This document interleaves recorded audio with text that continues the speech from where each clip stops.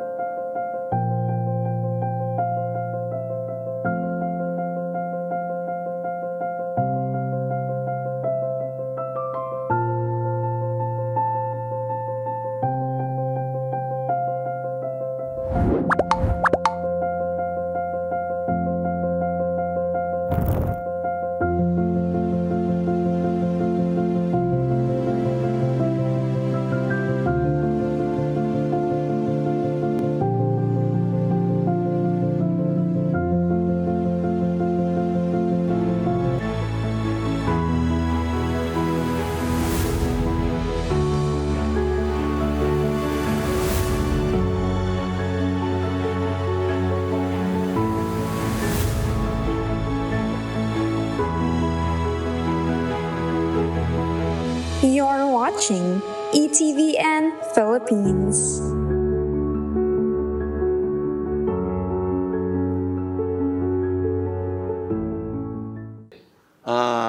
Magandang umaga po sa inyong lahat ulit, mga kapatid.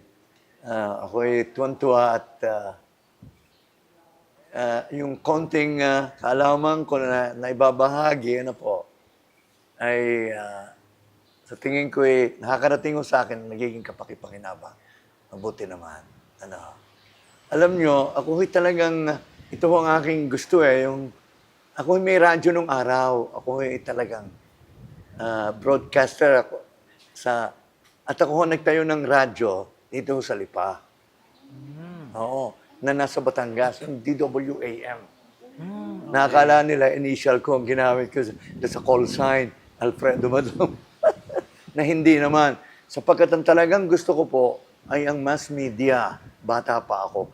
Kasi alam ko na ang salita ng Diyos dapat makarating sa pandinig ng tao, sumimba man sila o hindi, yung malapit man o malayo. Kaya ako ay mantak nyo ako'y 85 na ito pa rin ang ginagawa ko. At hindi lang basta radio. TV pa. Grabe. Kaya talaga hong ito ang gusto kong gawin. Makarating yung aking konting nalalaman at maaari kong itulong aking pong ginagawa. Ngayon, pakinggan ho natin ang isa pang tanong, lalo na ho itong mga kabataan, I love them. And when I am with them, I become young. Wow. Kaya hindi ako nasama kay Ben dahil tatanda kami. Okay, kami, mga kabataan. Your name again? Ako po ay si Brianna. Brianna po. Brianna, from Lipa ka, no? Okay, go ahead. Ano gang iyong tanong? Ang katanungan ko po, kung ang Diyos po ay ang nilikha ay isang lalaki at babae, Yes. ano po yung katayuan ng simbahan kung ang magulang, ano po yung magiging gagawin ng magulang kung ang kanilang anak ay lumabas bilang homosexual po? Anong gagawin ng simbahan sa magulang? O Ano po yung pwede nilang i-advise? i-advise sa magulang, Tama, okay, napakaganda yun.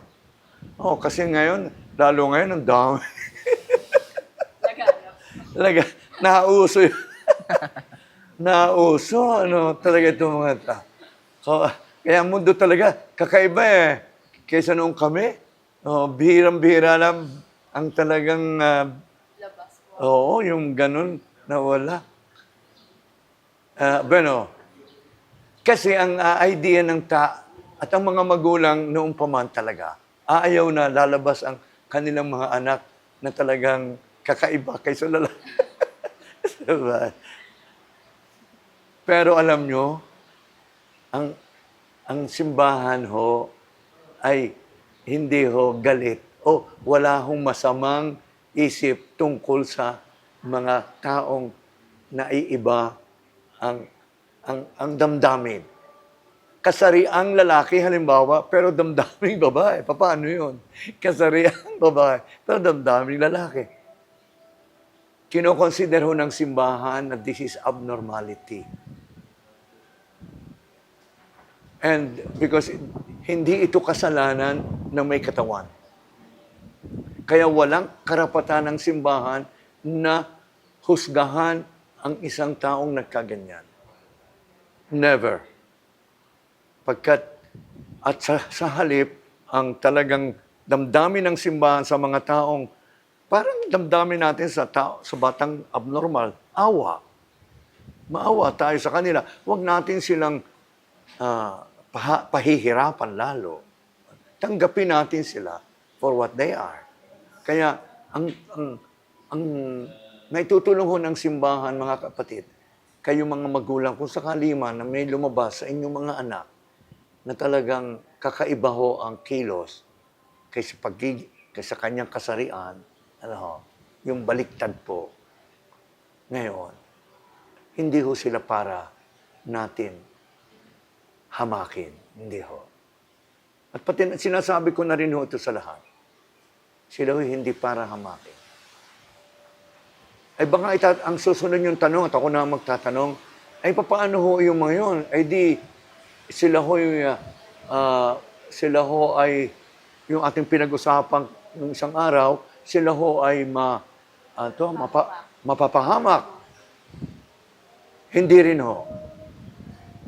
Huwag ho nating agad-agad sasabihin na kaya pat sila'y napapaiba ang damdamin, ay sila'y mapapahamak. Ang mapapahamak ho lamang ay kung sakali na sila'y gagawa ng hindi na tama. Halimbawa, na sila'y makikiapid sa hindi naman nila. At mga gayong bagay. Pero alam naman natin na marami ho ano kang tawag sa mga ganyan? Mga bisexual, na mabait naman. At masisipag, gagaling. Ayun, di ba? Totoo. Yung mga magaling magluto, lalo na sa mga gayon. Oo. At sa diwa ng simbahan ngayon, yung tinatawag na synodality, na isasama ang lahat. Sasama ang lahat. Yung diwa ng sana all.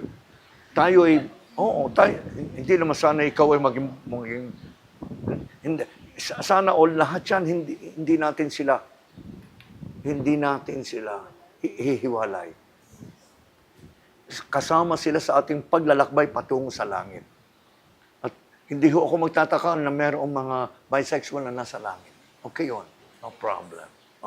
Kaya wag ho kayong, mga magulang, wag ho kayong magagalit sa inyong mga anak. Tulungan ho na yun. Tulungan ho natin at gabayan natin, kaawaan natin sapagkat hindi ho nila kasalanan iyon.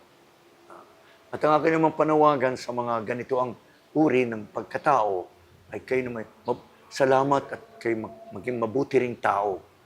Hindi ho kayo pinababayaan ng Diyos. Mahal pa rin ho kayo ng Diyos sa kabila. Huwag ho niyong iisipin na kayo'y pinarusahan ng Diyos. Hindi ho. Kayo'y mahal pa rin ng Diyos at magpakatinulang kayo sa inyong buhay, gawin ninyo ang dapat gawin.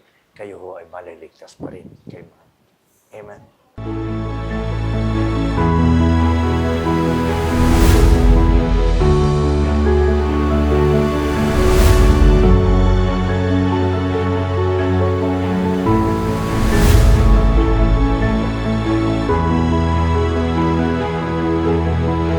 You're watching ETVN Philippines.